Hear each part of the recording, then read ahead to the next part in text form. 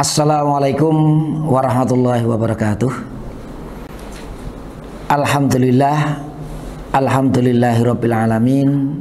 Wassalatu wassalamu ala asyrafil anbiya'i wal mursalin Muhammadin wa ala alihi wa ashabi ajma'in.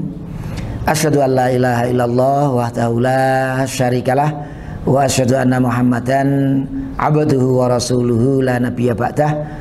Allahumma sholli ala Muhammad wa ala alihi wa ashabi ajma'in, amma ba'd.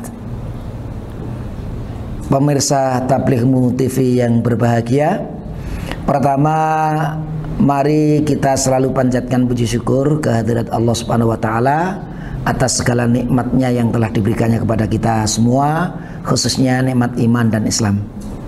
Kita juga wajib bersyukur kepada Allah Subhanahu wa taala karena alhamdulillah kita ternyata masih diberi oleh Allah kesempatan untuk bertemu kembali dengan bulan Ramadan.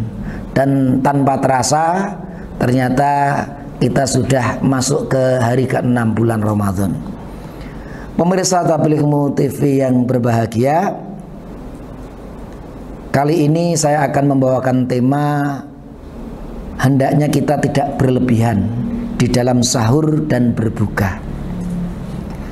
Pemirsa Tablighmu TV yang berbahagia, kita semuanya tahu bahwa puasa itu termasuk salah satu rukun di dalam agama kita yang wajib setiap muslim untuk melaksanakannya. Para ulama mencoba menyederhanakan kepada kita apa yang dimaksud dengan puasa itu.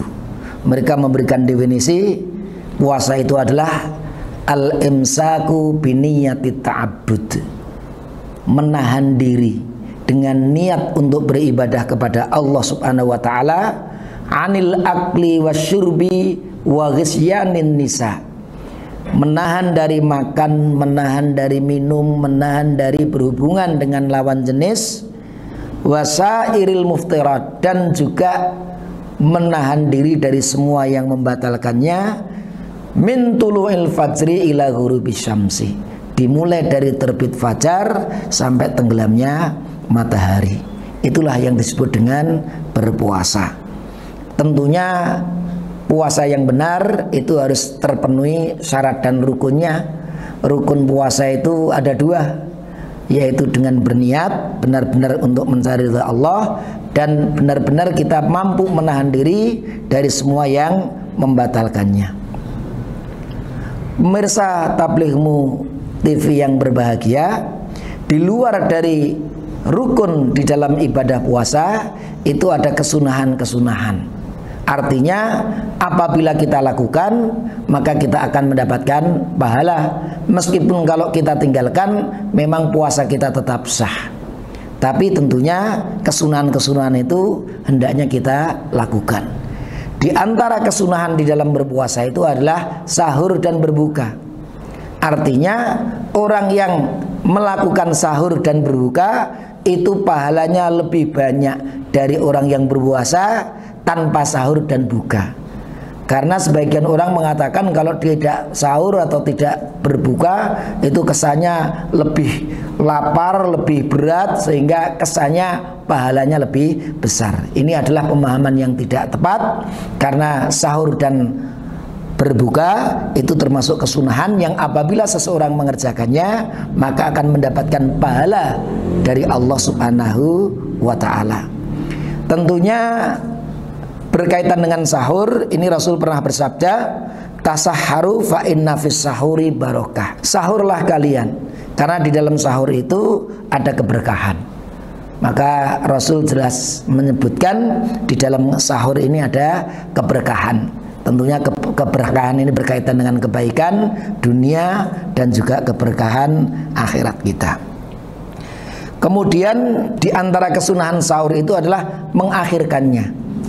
Di dalam hadis yang diriwayatkan oleh Imam Bukhari dan Muslim, sahabat Zaid bin Thabit pernah menceritakan bahwa beliau itu pernah sahur bersama Rasulullah. Kemudian ketika beliau berhenti sahur sampai datangnya azan, itu ditanyakan antara selesainya sahur Rasul dengan azan itu berapa. Maka beliau menyebut kurang lebih qadra khamsina ayatan, seperti kamu membaca 50 ayat yang ditafsirkan oleh para ulama itu ya kurang lebih sekitar 10 menit. Jadi sahur yang terbaik itu selesai sahur itu kurang lebih 10 menit, setelah itu datanglah azan subuh.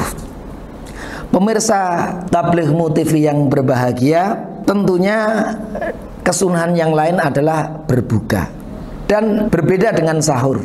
Kalau sahur yang sunnah itu yang terbaik adalah mengakhirkannya, tapi untuk berbuka itu yang paling baik adalah menyegerakannya. Jadi menyegerakan berbuka itu lebih baik dari lambat. Menyegerakan di sini artinya begitu azan segera kita berbuka. Tidak perlu menunggu kita sholat maghrib dulu baru berbuka. Tapi biasanya kita memulai berbuka itu dengan takjilan, makan makanan yang ringan, kemudian setelah sholat maghrib barulah mungkin kita akan berbuka secara sempurna. Pemirsa Tablighmu yang berbahagia,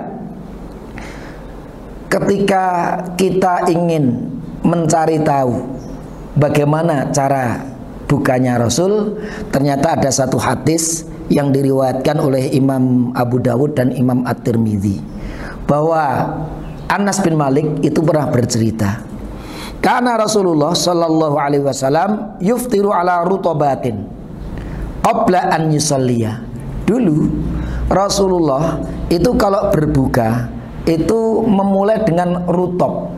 Rutob itu kurma yang basah. Qabla an yusalliya, sebelum beliau sholat, artinya sebelum beliau sholat maghrib itu sudah makan beberapa kurma dulu. Fa illam takun rutobatun, tapi kalau ternyata beliau tidak mendapatkan kurma yang basah, fa'ala tamratin, maka beliau mencari kurma yang kering. Fa'illam takun, tapi kalau beliau juga tidak mendapatkan kurma yang kering, hasawatin minal ma. Jadi hasawatin, hasa itu menghirup, meminum. Hasawatin ini jamak dari al-hasa. Al-hasa itu bisa kita maknai kuah, bisa kita maknai sup, bisa kita maknai ya mungkin bubur seperti itu al-hasa. Intinya ini makanan-makanan yang didominasi cairan. Mungkin kalau kita ya seperti kolak dan lain sebagainya. Pemirsa Tablighmu TV yang berbahagia, itulah yang dilakukan oleh Rasulullah Shallallahu Alaihi Wasallam. Cukup beberapa kurma, kemudian juga meneguk air untuk membasahi kerongkongan beliau. Jadi kalau kita melihat hadis ini, Rasul itu kalau berbuka memang tidak berlebih-lebihan, dan itulah sifatnya orang mukmin, ketika makan tidak berlebih-lebihan. Bahkan ada satu mutiara hikmah para ulama, ini bukan hadis tapi mutiara hikmah. Dikatakan bahwa nahnu qaumun la na'kulu hatta najua. Kita adalah umat yang tidak makan kecuali kalau kita itu sudah lapar. Wa idza akalna la nasba'a, dan kalau kita makan maka kita tidak kekenyangan. Jadi prinsipnya umat Islam itu mestinya kalau makan itu kalau sudah lapar dan berhenti makan sebelum kenyang. Ini adalah cara makan yang sempurna, yang baik. Tapi kita juga mendapatkan satu hadis yang diriwayatkan oleh Imam At-Tirmidzi dan Imam An-Nasai. Rasul pernah bersabda, ma mala'a adamiyun wi'an syarran min batnin. Tidaklah seseorang itu mengisi suatu tempat, memenuhi suatu tempat itu yang lebih jelek dari memenuhi perutnya. Jadi tidak ada perbuatan yang lebih jelek terkait dengan memenuhi tempat dari memenuhi perutnya dengan makanan tentunya. Maka Rasul melanjutkan, hasbu ibni Adam akalatun yukimna sulbahu.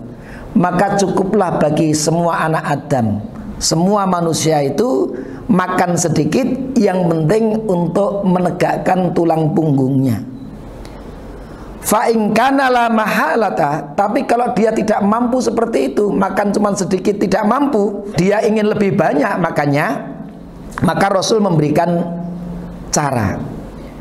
Fa thulutsu ta'amin wa thulutsu syarabin wa thuluthun linafasihi.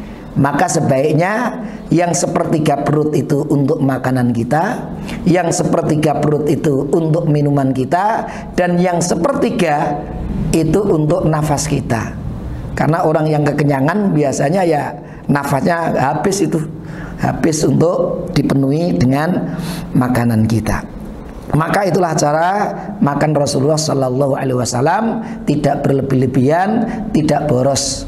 Maka akhir dari kultum saya kali ini adalah, kalau kita ingin mengikuti sunnah Rasul di dalam sahur dan buka, mestinya kita tidak boros, mestinya kita sederhana di dalam sahur dan berbuka. Jangan sampai ibadah puasa ini justru menjadikan umat Islam semakin boros. Ketika mau berbuka, semua makanan ada, semua jenis makanan, semua jenis minuman sudah disiapkan, seakan-akan dia mau berlebaran setiap sore. Tidak perlu seperti itu. Maka kita cukup berbuka secukupnya, kita sahur secukupnya, tidak terlalu kekenyangan. Mudah-mudahan dengan sederhana di dalam sahur dan buka ini kita akan mendapatkan keberkahan dari Allah Subhanahu wa ta'ala. Demikianlah yang bisa kami sampaikan, kurang lebihnya mohon maaf yang sebesar-besarnya. Assalamualaikum warahmatullahi wabarakatuh.